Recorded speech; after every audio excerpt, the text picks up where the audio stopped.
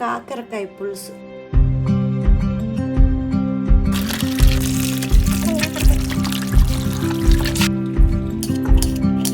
మనం పులుసు పడుతున్నాం కాబట్టి ఇంత మాత్రం ఉండాలి థిక్నెస్ అండి. కొట్టలు ఇష్టపడే వాళ్ళైతే ఉంచుకోండి, కొట్టలు ఇష్టం లేదు అంటే తీసేయచ్చు. ఇలా ఫస్ట్ ఇందులో ఒక స్పూన్ ఉప్పు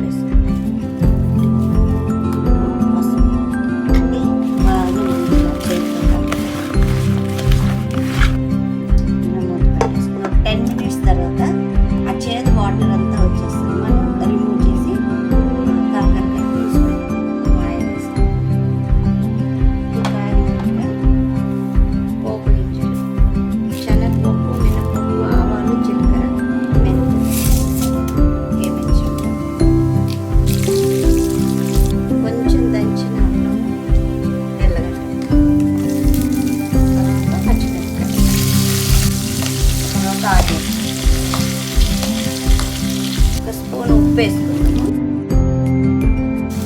కరివేపాకు, ఒక టమోటా, ఇలా ఉన్నాయి కదా అప్పుడు వేసి వీటిని గట్టిగా పిండుకొని వదిలేస్తాం.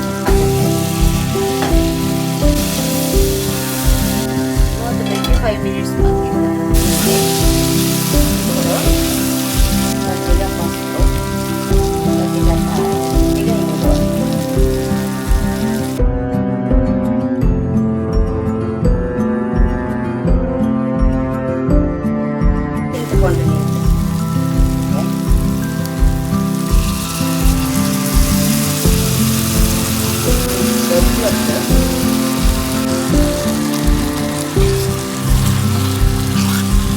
ధనియాలు, జీలకర్ర మిక్సీ పట్టి అరకొన తింటాం.